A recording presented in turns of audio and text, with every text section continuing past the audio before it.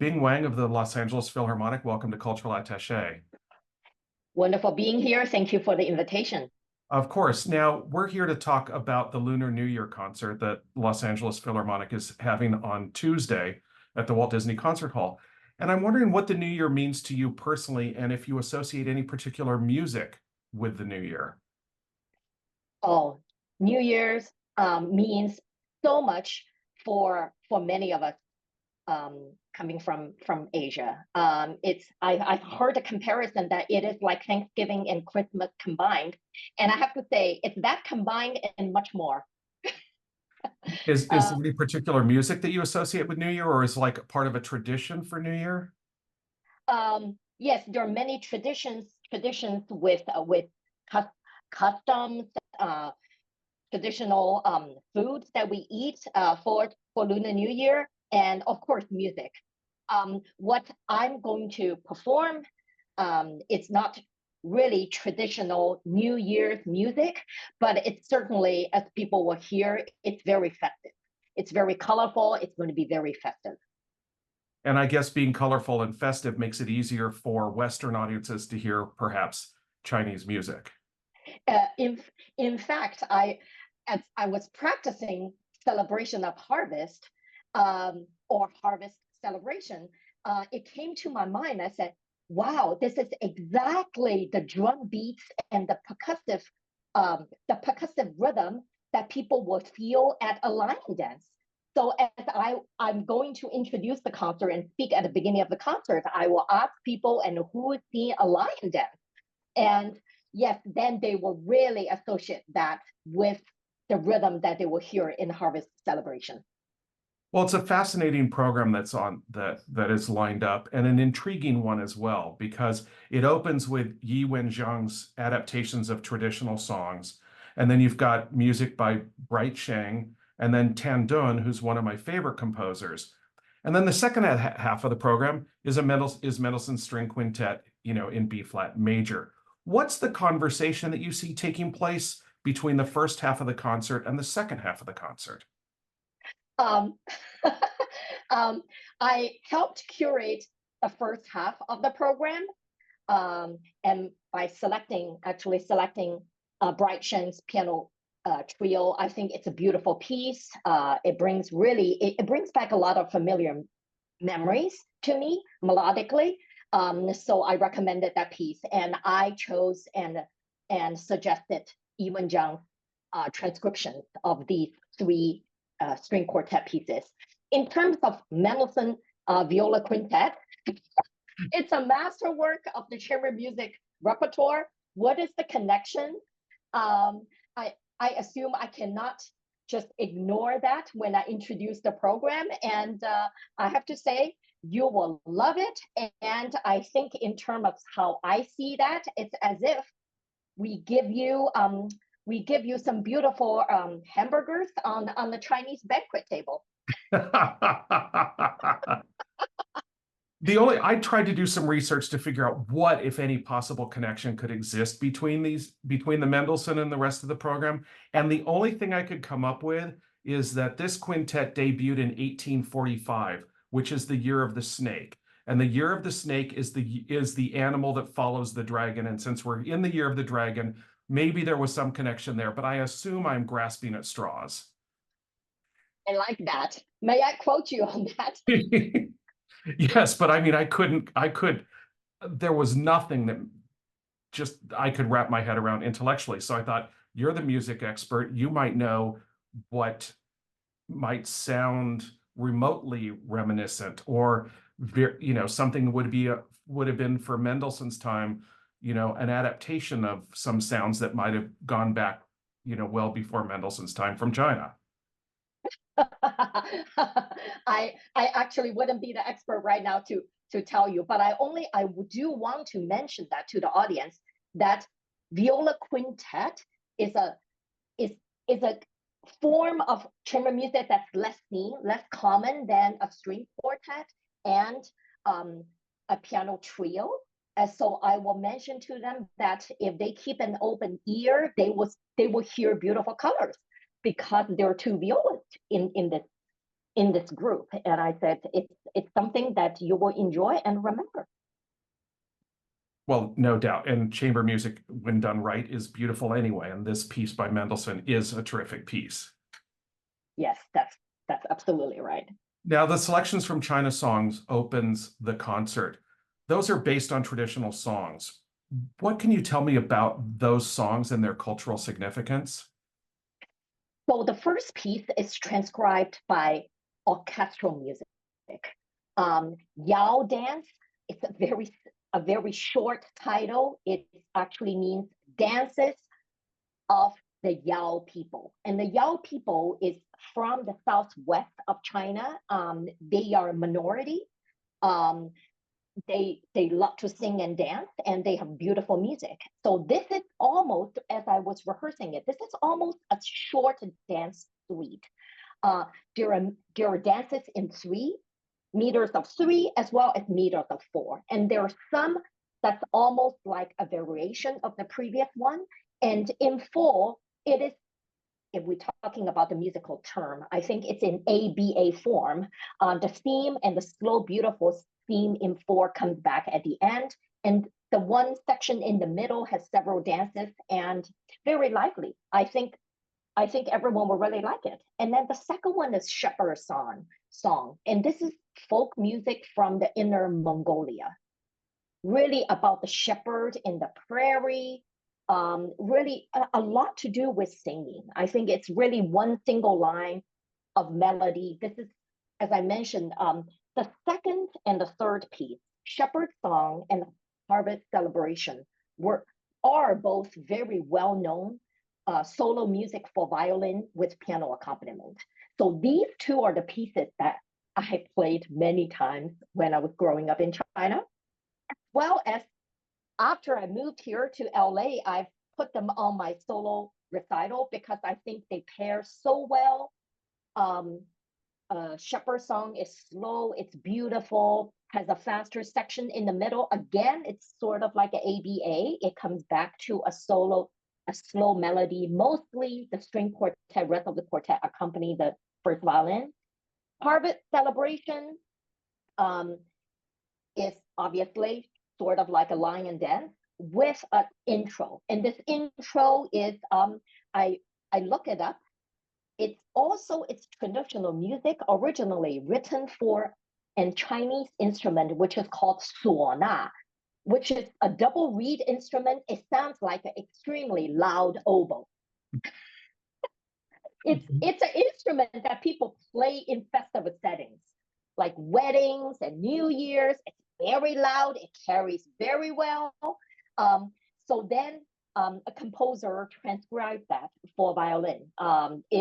It is really a great piece. It always brings down the house because it's so lively, it's loud, it's exciting. It has syncopation. It has rhythmic changes. I really think that it's really it's always a fantastic piece for a performance. And it's so short, it's only about 2-3 minutes. Well, it's good to know that there is a place for a very loud oboe. Yes, you will not forget about a suona, which is super loud. Yes. Now, I happen to be a big fan of Tan Dun's music. Like the water music to me is one of the most extraordinary compositions. Where do you believe his work stands in the world of contemporary classical music in general, and in the music by Chinese American composers? I really think Tan Dun is very important, if not the most important Chinese composers, living Chinese composers. I always thought that from the very beginning, he always incorporated a lot of, I think, elements from back home. And not only the familiar melodies that I grew up listening to, even I think he went into places in China that we've never been to. And he discovered ancient melodies, instruments. For instance, the fact that he combines that with natural materials like water and paper. When we opened this hall, there was a paper concerto that he used different kind of paper material. I thought, wow, in terms of innovation, I think he's so innovative. And he's always, I feel he's always ahead of our time. So I don't know this piece for 6 instruments, and I'm really anxious and excited to hear that. And about one thing that I want to introduce to you and our viewers is Tandun and Bright Shen were of the same composition class at the Central Conservatory in Beijing. That's the first class right after Cultural Revolution ended, where the conservatory opened its doors. They were both admitted in that first class. And to this day, there are many important composers that's known inside and outside of China, and many that we don't know here, but we always consider that to be the most important and the greatest composition class, period, in Chinese history. So they both attended and were in that class, and they both came to Columbia University and had their doctorate at Columbia University. So we actually turned out to have the same two composers from the same background and education. And on the same program on Tuesday. Yes. Yeah. What does it mean to you to have Chinese music part of the programming at the Los Angeles Philharmonic or any other orchestral institution that chooses to program it? I feel it's very important. Not only in LA, I think the society is so diverse, and it's important that we understand each other's music and background. So I'm always thrilled to really be the interpreter or to introduce that music to a broader audience. And obviously in LA, needless to say, we have so many people, I think, of Chinese heritage. I think it is really wonderful that we are performing and bring this program. In the increased exposure to non-traditional music and contemporary classical music, I think began really in earnest under Esa-Pekka Salonen. Gustavo Dudamel has done a wonderful job of continuing that tradition. What are your hopes that whomever the new music director is announced to replace Gustavo Dudamel will follow in those footsteps and continue to present music from other cultures and from newer composers that don't traditionally fit into traditional programming? I have no doubt whoever our next music director will be, really would be will be innovative and will bring their new angle and strength in this, because obviously Solomon really was the champion, I think, of modern music, and in fact I think Stravinsky is like classical, yes, music for us, right? When I say classical, it's as if we're playing Beethoven. We're so comfortable playing Stravinsky and Bartok. And then when Gustavo came, we actually didn't know. He was very young, but look at how much music he brought in, right? We've played so much music from music of Latin, I think, of South American composers that we really had really not a lot of exposure to before. So I feel they each will bring, whoever will come, will bring their unique, I think, angle and their unique footstep on this. And also, I think whoever is resisting this could not be, I dare to say, will not be our next music director. Is it time for a woman to be the music director?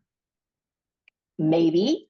We will see. I think we are trying not to really try to put an expectation and have really to fulfill a certain agenda or a role.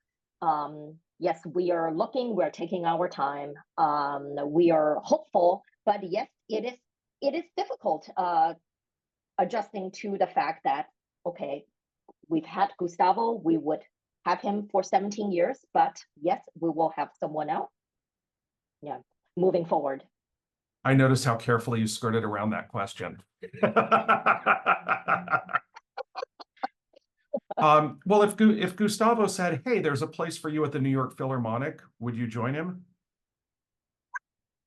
I have to say this, I would not be careful with what I say. My home is in LA and my heart is here. Fair enough. Well, one of the advantages of having your home in Los Angeles is the relationship that you've developed off stage and on stage with John Williams. And anybody who goes to Maestro at the movies gets to hear you play so beautifully Schindler's List, I think at every concert. And you know, you had a solo at the film music concert just 2 weeks ago at the hall, which I thought that concert was extraordinary, and there should be a film music concert every season. That's my personal opinion. But what can you tell me about your close musical relationship with John Williams and how that developed? Um, it all started after I joined the LA Phil. So my first summer was 1995. And then in 1998, I remember very clearly, was when he first programmed a violin solo on that program. And it was Sabrina.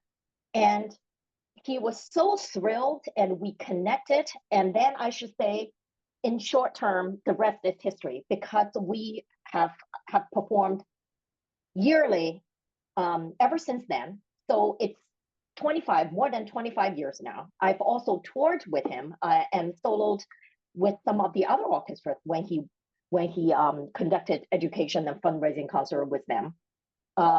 Really, there's nothing like that. Nothing else that's quite like that. So when I'm asked that question, who's your favorite conductor? I will bring up John Williams' name. Because who will give you this kind of experience for music like Schindler's List when you are on stage, immersed in this music, when you look up, the composer is looking down at you. That kind of connection, that kind of gift and experience cannot be replaced. Right. Now he has written a violin concerto or two. Maybe you could be a soloist on one of those. That would be fabulous to hear. Yes, I definitely will. Yes, it is my goal. Yes, someday I will play one of those concertos and not just the 3 minute solo, which I do love. I love all of the transcriptions that he wrote. All right. So John Williams, if you're listening, the gauntlet has been thrown down. You know, Bing Wang needs to play one of your violin concerti. I have to assume that you mentioned, you know, being a young girl growing up in China, you could have never imagined this kind of experience with the most beloved film composer of all times, with arguably the greatest orchestra in the United States.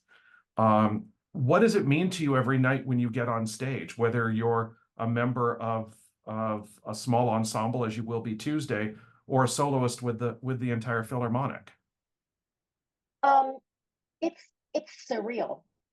Thank you for asking me that question because I feel that every day. I could not have imagined when I attended the middle school of Shanghai Conservatory and practiced around the clock.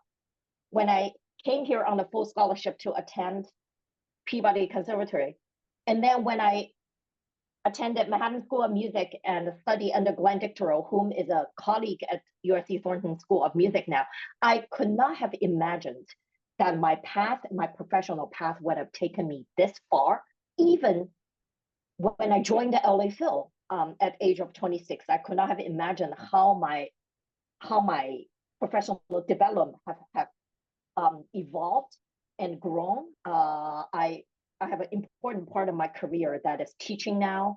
I'm guest faculty at several summer festivals. So the combination of performing and teaching is so thrilling for me.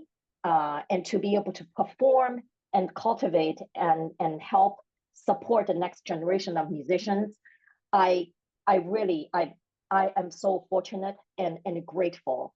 In fact, I already have one former student in the orchestra, and I have another incoming first violin former student coming soon this year. So this is really the greatest feeling to see the next generation developing under my guidance as well. Well, I'm glad you brought up the USC Thornton School of Music because I looked at your page on the school's website, and you were quoted about your teaching philosophy that the intent is always to motivate and to inspire them to become better instrumentalists and complete musicians. And I was intrigued by complete musician. I'm a lapsed piano performance major, so I don't know that I even know what a complete musician is. But when did you realize you were a complete musician? And what does it mean to you, or how do you define what a complete musician is? I hope I live by example. I feel this is my answer is you don't only just win the job and play the note and make a salary. Complete musician means you're devoted, that you are involved in music. Your responsibility includes sharing, cultivating, giving, which is so important. And for me, I would say at my ripe old age, I feel I'm still changing and hopefully and getting better. Getting better would not mean that I'm playing more notes, that let's say I'm playing the hardest solo piece by Paganini. No, that's not what I'm talking about. I'm talking about I'm still hoping to become a better musician, artist, and a teacher.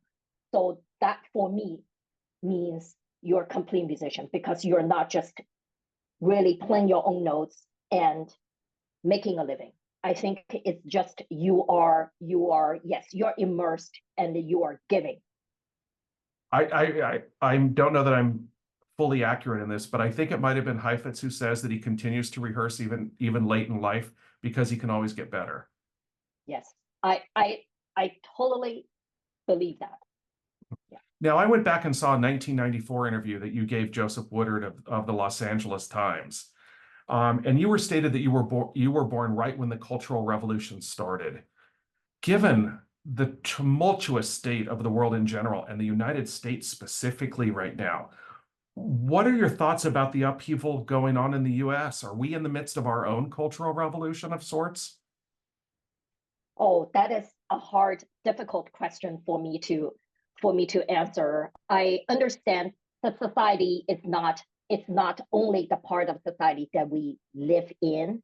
And yes, we can just hide in our own bubble, right? And then just play our music, but we do have our responsibilities.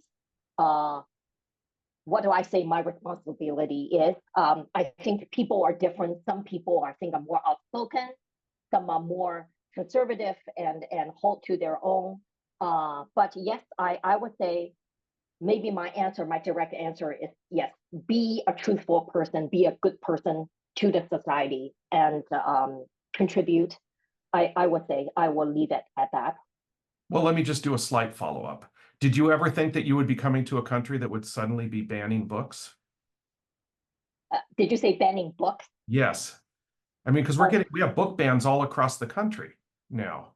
I mean, this is not the country I'm born and raised here. This is not the country that I grew up expecting it to be. I thought book banning is what happened, in communist countries, in Nazi Germany, not in the United States. True. That is true. Yes. I still remember what life was like when I was growing up. Yes. Yeah. You don't expect it here, do you? No. Yeah. Well, let me finish our time by asking you about something that Burl Sanofsky is quoted as saying. He said that music is a higher calling than just a profession or living. It is an effort in understanding something bigger than yourself. It is an effort at striving to be something bigger than you are. In what ways has music given you that understanding of something bigger and that ability to be something bigger? I'm not sure. Yes, I doubt I can give really a deserving answer to your question. Yes, I think that's a great statement that he gave. I hope to do more than. I think part of it is really part of my answer is going to be what I said earlier.